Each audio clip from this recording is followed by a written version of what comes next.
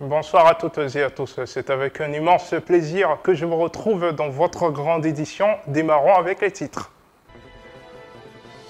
En raison de la fête de Pâques de ce dimanche, les grandes compagnies de transport du pays étaient prises d'assaut par les voyageurs. On verra dans ce journal le dispositif sécuritaire mis en place par une compagnie de transport dans la commune de Yopougon.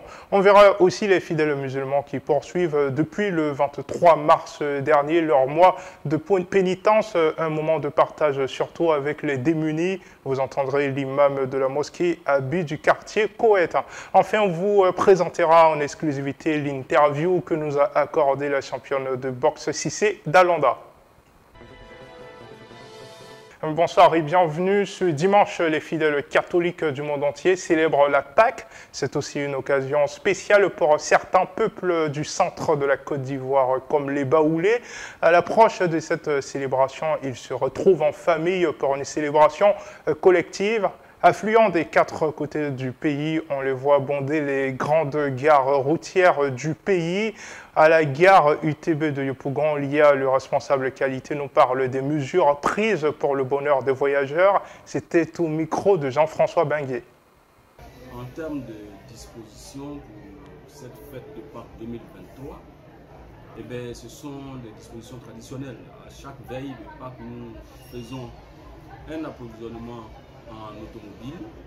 Et je peux vous dire que pour cette saison 2023, sur les 50 bus que nous attendons, 25 ont été livrés hier et ont été directement éjectés dans le parc qui grossit son nombre afin de pouvoir répondre aux attentes de nos différents voyageurs qui nous sollicitent en cette période de Pâques.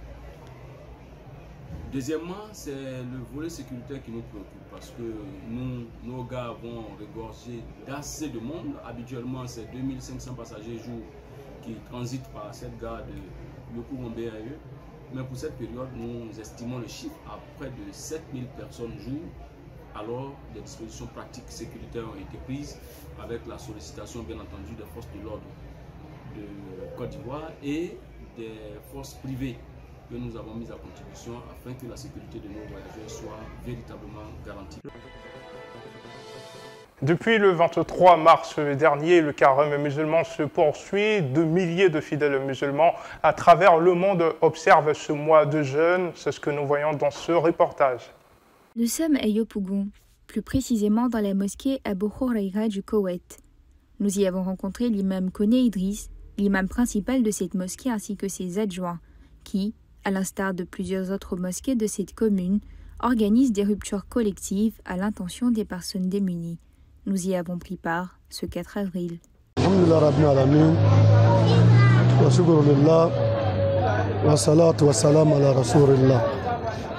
La portée des jeunes collectifs, ruptures collectives en islam, il y a une portée grande, car celui qui offre à un jeûneur de quoi manger pour son carême, il a les mêmes mérites que le même mérite que le jeûneur gagne en retour. Donc il y a beaucoup de mérites. Voilà où ici, chaque année on organise au moins des collectifs avec fonds propres pour qu'on puisse donner manger à autrui. Donc les familles aussi préparent pour nous envoyer. Donc on fait ça ensemble, puis on mange. Il y a beaucoup de jeunes qui n'ont pas beaucoup de moyens pour manger, pour couper leur carême. Mais quand on envoie, on fait un groupe ensemble, quand même il y a beaucoup de mérite. Quand on mange, c'est un partage, c'est un bon partage, on doit partager ensemble. Les ruptures collectives à l'occasion du Ramadan s'inscrivent dans une perspective de partage et de générosité, valeurs partagées durant ce mois. Pépé Soupe a développé la thématique relative à la soumission de la femme. Que nous dit réellement l'islam sur cette question? La soumission est-elle égale à l'assujettissement? L'imam Kouyaté Mankan nous apporte des éclaircissements. Je vous propose de regarder. La première femme qu'Allah a créée, son nom c'était Hawa. Dans le jargon arabe, Al-Hawa, c'est l'instinct, c'est le plaisir. La femme aime tout ce qui est plaisir, la femme aime tout ce qui est instinct, la femme aime tout ce qui est facilité. Alors à l'homme d'être informé de ça, d'avoir cette conscience-là déjà et savoir que l'être qu'on m'a confié, c'est un être vulnérable, c'est un être faible. Donc je dois l'aider, Inch'Allah, ensemble pour qu'on puisse être dans la miséricorde d'Allah. Donc il faut respecter la femme. Celui qui ne respecte pas la femme, il n'a pas respecté Allah. Celui qui n'a pas respecté Allah, également qu'il sache que son destin, n'est-ce pas, son sort, n'est-ce pas, il ne peut pas avoir le salut après la mort. Barakallahu fikum.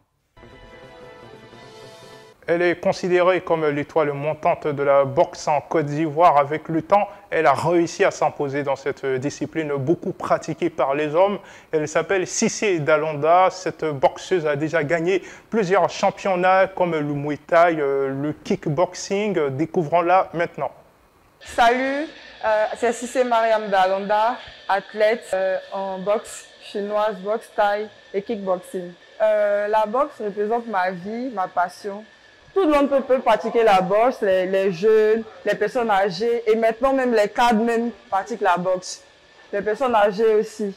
Voilà, donc tout le monde peut pratiquer la boxe. Si ça demande assez de force, mais c'est au fur et à mesure qu'on va avoir la volonté et puis voilà, tu finis par t'habituer. Ça devient une habitude pour toi.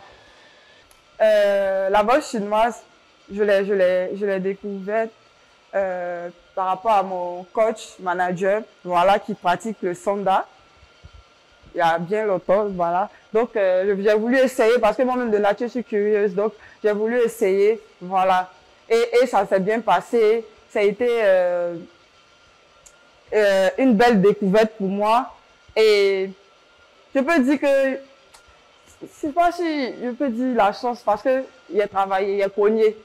Voilà, je me dis que c'est les entraînements. C'est vrai qu'il n'y a pas fait assez d'entraînement pour participer, mais le minimum que mon manager coach m'a appris, je me suis servi de ça. Et j'ai gagné en pied, je pense.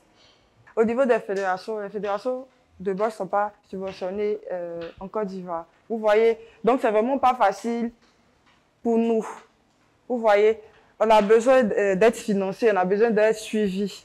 Et ça, on ne l'a pas. Donc, du coup, au niveau des clubs, ça, vous voyez, c'est pas facile. On a besoin comment on appelle ça, on a besoin que les fédérations soient subventionnées pour qu'on puisse faire des trucs, des compétitions internationales. Et s'ils ne sont pas subventionnés, on est bloqué. Vous voyez. Or, il y a de bons athlètes en Côte d'Ivoire. Il y a beaucoup de bons athlètes en Côte d'Ivoire. Donc, vous voyez, on a besoin d'aide au niveau du sport en Côte d'Ivoire. Voilà. C'est ainsi que nous refermons les portes de cette grande édition. Excellente fête à tous les chrétiens catholiques du monde entier. Je vous retrouve la semaine prochaine pour une nouvelle édition.